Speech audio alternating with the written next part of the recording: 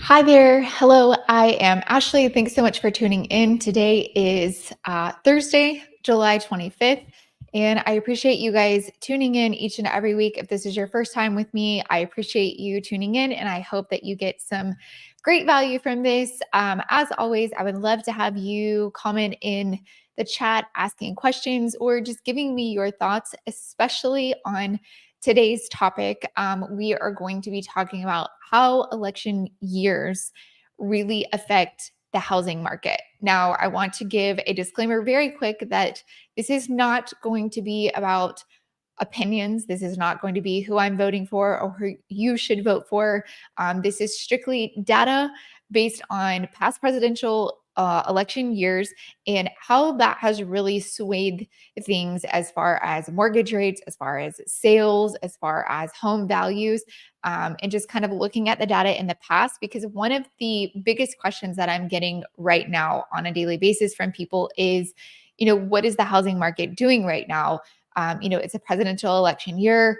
This one is, a little more hyped than other years in the past that we've seen. And, what is that doing to real estate in general? So I wanted to come on and just kind of give you some facts and some data that you can look at instead of just hearing all of the noise. So I welcome any questions, any thoughts. But I did want to just let you know this is not going to be kind of like what you should do, what I'm going to do, all of that good opinions. We can keep those to ourselves. We're just going to go off of facts and data. So I hope that you gain some information from this. I hope that you'll like and subscribe, check out some of the other videos. I hope they're helpful to you. But without further ado, let's just dive straight in so that you guys can get the most out of your time here. So, first, oh, hello, Miss Betty. So glad. Um, Wait, just kidding. She said, no audio. Wait, that's just me. I was like, oh gosh, really? Again, this happened a couple weeks ago. So, without further ado, let's go ahead and just dive straight in because I want to make sure that you guys make the most of your time. So, how does the presidential election year really shape the housing market? Well, it says here presidential election years affect the national housing market and mortgage rates through three interrelated channels. First is uncertainty. I feel like that is something that we're definitely seeing across the board right now is the uncertainty. What are things going to look like down the road based on who gets elected? What are they going to push for? So is it going to be more affordable? Is it going to be more expensive? What are rates going to do? So uncertainty is definitely one that I think that we're seeing across the board. Then next is going to be the policy expectations. And I think, like we just said, that's what leads to that uncertainty. And then consumer confidence. So that's really just coming back to how confident do people feel like moving into after the election and moving into the election? How confident do they feel for next year after the election is over? Do they feel like our economy is still going to be doing well enough that making the purchase that they just made was a smart decision and they're still going to be able to withstand the monthly payment that they have, the taxes, the insurance, and how all of those things are going to play into it. Uncertainty about election outcomes and the future political and economic landscape may cause buyers and sellers to either be more cautious and take a wait and see attitude on key buying and selling decisions or accelerate their decisions. That's something that I've been seeing across the board right now is people are either in one camp or the other. There's very little people that are in that middle ground. People are either saying, Ashley, I really want to buy a house or I really want to sell, but I'm so nervous about what's going to happen in the market that I've just got to put a pause on everything and we're going to wait and see what happens next year, after the election in November. Maybe we'll do something next year based on what happens in November. So that's one camp. And then the other camp of people I'm seeing are like, I have no idea what's going to happen. And so I'm just going to plow forward right now and bite the bullet and do everything that I want to do right now because I don't know what's going to happen next year. If prices are going to increase or if interest rates are going to continue to rise, I want to make sure that I'm capitalizing on it right now. So one extreme or the other is really what we are seeing. So, looking at that, if we look at some of the data here, seasonal, there's been a seasonal drop in sales sharper in presidential election years. So obviously, most of the time when we start to see like kids going back to school, the school year starting August, September, October, we here in Georgia tend to see a seasonal dip in home sales during that time anyways. For us here in Georgia, you're normally going to see kind of an uptick during the May, June, July timeframes. And then as kids start to go back to school, we start to see that little bit of a dip. This year has been a little bit different. We haven't had as much of a seasonal rise as we normally do, just because inventory has been so low. That's something that you've probably heard over and over again since the last year, is that inventory is so incredibly low. And it's no different this summer here in Georgia. But during an election year, you do tend to see a little bit more of a seasonal drop. So in the non-presidential election years from 1963 to 2019, we saw a 9.8% dip. But during a presidential election year, during those same years, we saw a 15% dip. So that is a little bit stronger during those election years. The next thing is going to be the mortgage rates. Mortgage rates have historically decreased leading up to 8 of the last 11 presidential elections. So you can kind of see only 3 presidential elections in 1980, 1992, and 2016 had an increase in mortgage rates. And I know if you guys were part of the live a couple of weeks ago, we talked about in the 80s, that is when we really started to see those interest rates going crazy, right? They skyrocketed. We were up to like 16, 17, 18% interest. So it's not a surprise to me looking at that data that we saw such an increase in that 1980 election. But if you look at all of the other ones, you can really see that most of them, 8 out of the last presidential elections, we saw a decrease. So if you kind of look here, it gives you a little bit more clear picture. Even in 1984 and 1988, we did see a decrease. Again, these aren't major decreases, but when you're talking about, a 6.75 to a 6.5% interest, just that 0.25 is going to really do something to your monthly payment. And so you want to keep into consideration, even though this doesn't look like a significant amount, these little point 0.4, point 0.3, point 0.2, those do make a huge difference when it comes to an interest rate. Now, that being said, I've had a lot of people come to me and we've talked about this just as because at the beginning of this year, so many people were talking about, oh, interest rates are just going to fall this year. Even throughout the year, there have been so many forecasts of we're going to see rates coming down. We're going to see rates dropping.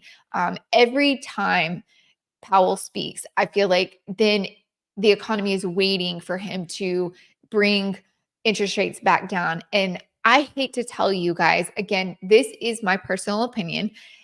I don't think we're going to see interest rates come down. I don't care what this says. I know that this is facts and we're looking at, past, but I think that this is going to be one of the trends where we actually see an increase just because we're not seeing spending and just seeing things get to where Powell wants them to be as far as jobs, as far as spending. And so I really think that we are not going to see a decrease in interest rates until 2025. I hope I'm wrong. I hope that I have to come back on to another live and say, I was completely wrong.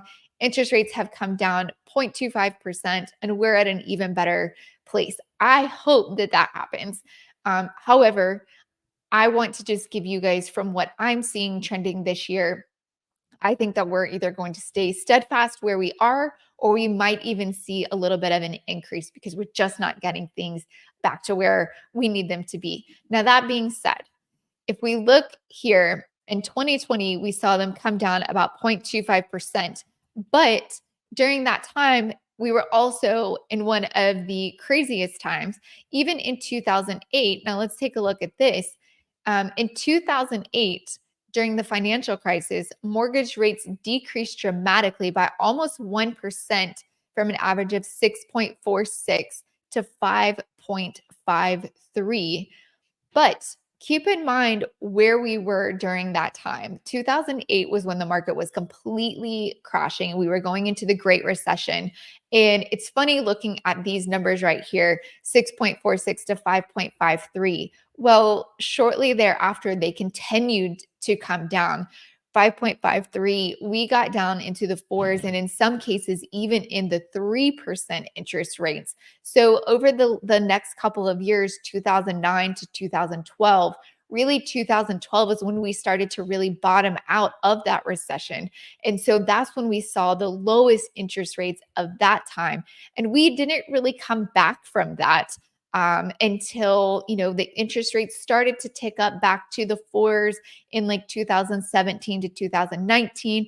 And then in 2020, obviously with COVID hitting and having that whole situation wanting to stimulate the economy, we saw them decrease back again. So I don't feel like 2008 is a fair assessment for us to truly compare to. It says, and in 2000, as expected, considering the continuation of market deregulation, the 30-year fixed rate mortgage experienced a notable drop from around 7.79% in November to an average of 7.13% by the end of December. And that was just in 2000. Just 8 years later, we were going to be in the fives. And then just a year later, we were in the fours. So significant changes. But here's the thing, home sales went up after 9 of the last 11 presidential elections. So in election years, we've seen a slight slowdown, but then after the election, we actually started to see sales significantly increase. Same with home prices. They went up after 7 of the last 8 presidential elections. So you can again start to really see in 2008, obviously, that was one where we saw the complete opposite, right? We saw them come down. We did not have sales increase. We actually had home prices decrease and we had sales decrease in 2008 going into that Great Recession. So that is the one area where you're really going to see a big difference when you're looking at comparisons throughout the years. But if we take a look deeper, you can see 19, what is that? 82, or I'm sorry, 80, all of the rest of them, you're really starting to see that there was a home price rise and a home sales rise after the elections. This kind of gives it and breaks it down a little bit better. So in 1980, gosh, look at those prices. We saw home prices go up. It was only in 2008 that we really saw a decrease in pricing. And again, going into the Great Recession, that was something that was unavoidable, thanks to the lending practices of that time. But even in 2020, we saw home prices go up from 336,900 up to 397 in 2021. That is a significant, if you look at the numbers there, that is probably the largest jump throughout all of those year timelines that we've seen. And thankfully, we're a much more balanced market than we were at that time. Right now, here in the state of Georgia, we've seen a year over year increase of about 6%. Which normal, typical, if you look at Georgia's market, we're right between the 4 to 6 a year. Obviously, taking out 2020 to 2022, those markets were just very different. But if you look at a typical market here in Georgia, we would rise about 4 to 6% per year on home equity gains. So a 6% increase from 2023 to 2024 is a really healthy market for us here. We have not gone backwards, but we haven't been continuing to rise at those astronomical numbers that we were seeing before. So let's check in with some of our friends. Well, it's been a crazy start to elections. This is going to be interesting for sure. Absolutely. I read an article that's predicting rates to have dropped at least 2% by 2026. Do you agree with this? That's a great question. Um, by 2026, that's really and truly only about a year and a half away from where we are now. 2026 sounds so far away, but it's really not. I would like to see rates come back down to that. I personally don't think that we'll get there by 2026. My hope is that by the end of 2025, that we are in the fives. Even if we come down to 5.5%, that's a good rate for us to be. If we can get down to 5, that would be even more helpful. If you look at people with the interest rates, that would be coming off about a full percent to a percent and a half. And that will significantly change people's affordability because coming off a percent to a percent and a half can really give people a couple hundred extra dollars per month to be able, because it's bringing that interest rate down and helping affordability. And that will do wonders, especially when we're looking at the fact of what we talked about last week. Insurance and taxes, those two things are continuing to rise. And those things probably are not going to come down anytime soon. I don't know about you guys, but taxes, for the most part, once they're increased, they don't normally decrease tremendously. So if we continue to see property taxes rising, which is just due to equity gains and property values rising, then it would be very helpful to see those interest rates come down and help with affordability. But I think a 2% reduction in a year and a half time is going to be a steep climb. And I don't just believe that we're going to see it. Hello from Sugar Hill. Hi, Kim. Thanks for tuning in. I appreciate it. You're just on the street from me. Wow, pricing really jumped in 2004. It did. In the fives would be great. Yes, the fives would be fantastic because that would actually really help people with the affordability. It would probably take, if you're qualifying right now for, let's say, a $600,000 house and interest rates were to decrease by a full percent, that would probably bring it to the point that you could qualify. If you're currently at 600,000, you might be able to qualify for 650 or 675. And just that little bit can get you into the next bracket of affordability that people are really trying to be, especially if you're in, the 300 to $500,000 range. 50 to $75,000 is an astronomical amount when you're looking at trying to be able to purchase a home. So I'm very hopeful that we will see these reductions. The Bullying Clan, hey guys, how are you? Glad that you were able to tune in tonight.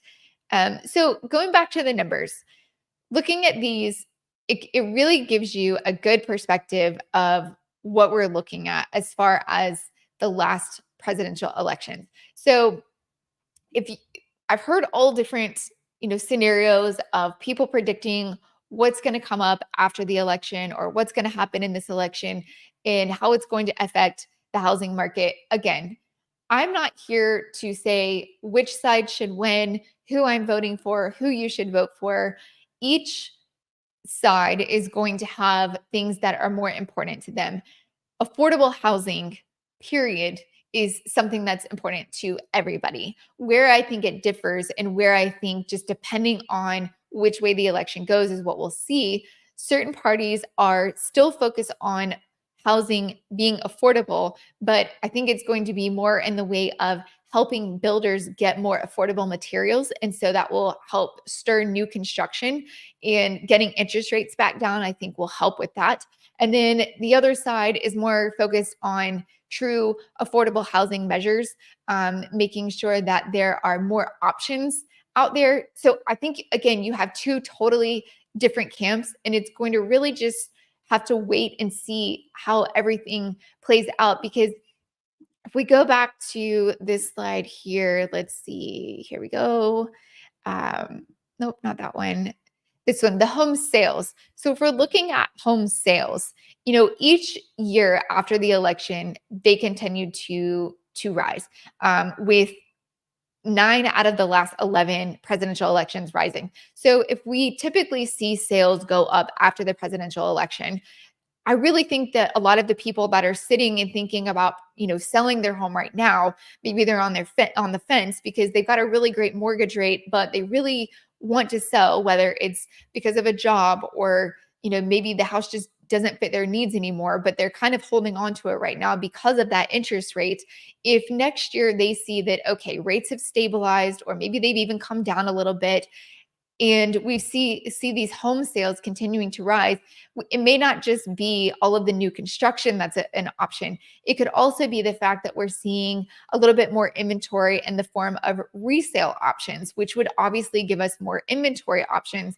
And so I'm very hopeful that a lot of people that are on the fence right now, which arguably I get it, I completely understand being on the fence when there's so much uncertainty with interest rates, with what's going to happen, and no one has a crystal ball. There's so many predictions out there, but they're just that. They're predictions. They're looking at history, they're looking at facts, and they're shaking up their crystal ball and saying, this is what we think is going to happen. But nobody can tell you exactly what's going to take place. And there is no right or wrong answer. It's what's best for you and your family. So please don't let somebody tell you what you should or should not be doing right now. If you are in the camp of this house just isn't working for us, we're fed up, we've got no more space, and we need to get out of here, then make that move. Talk to a lender, talk to a realtor, and see what that looks like. If you're in the camp of, you know what, I'm just going to hold out. My situation isn't that bad, and I can wait until next year to see how things play out. Sit tight. It really has to be a personal decision, and no one should be telling you what you should and should not do. So I hope all of this information helps. I don't want to dive too deep into this, but I did want to make sure that I get the actual facts out there because there's so much noise out there right now. So if you have any direct questions or want to dive into it deeper, you guys can always reach out to me, Ashley at myhaventeam.com. Otherwise, I appreciate you tuning in tonight, and I hope I'll see you next week.